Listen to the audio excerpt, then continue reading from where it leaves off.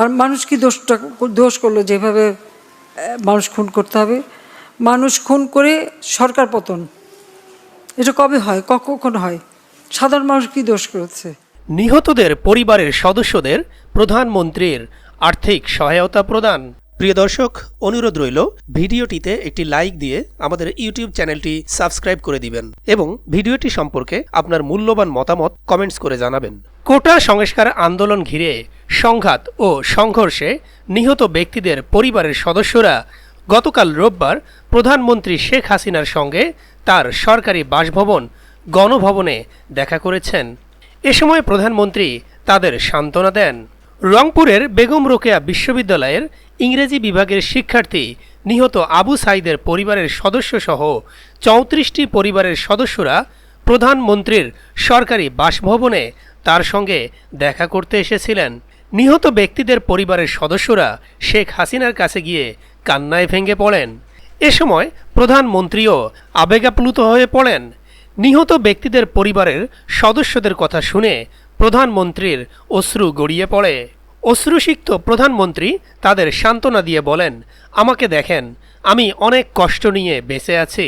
তাদের পাশে আছেন উল্লেখ করে প্রধানমন্ত্রী বলেন, তাদের মতো স্বজন হারানোর বেদনা তিনিও বহন করছেন।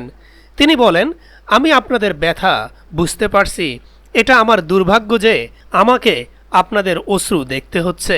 এ সময় গণভবনে এক হৃদয় বিদারক দৃশ্যের অবতারণা হয়। স্পিকার শিরিন শারমিন চৌধুরী ও স্বরাষ্ট্রমন্ত্রী আসাদুজ্জামান খান সেখানে উপস্থিত ছিলেন। প্রধানমন্ত্রীর কার্যালয়ের সচিব মোহাম্মদ সালাউদ্দিন অনুষ্ঠানটি সঞ্চালনা করেন। আবু সাঈদের বাবা মকবুল হোসেন, মা মনোয়ারা বেগম সহ পরিবারের অন্য সদস্যরা গত শনিবার রংপুর থেকে ঢাকা এসে গণভবনে আসেন। ১৬ই জুলাই রংপুরে কোটা সংস্কার আন্দোলনের সময় বেগম রোকেয়া বিশ্ববিদ্যালয়ের দ্বাদশ ব্যাচের ইংরেজি বিভাগের শিক্ষার্থী আবু সাঈদ মারা যান। এর আগে ২৬ জুলাই নিহত আবু সাঈদের পরিবারকে আর্থিক সহায়তা দেন বেগম রোকেয়া বিশ্ববিদ্যালয় প্রশাসন।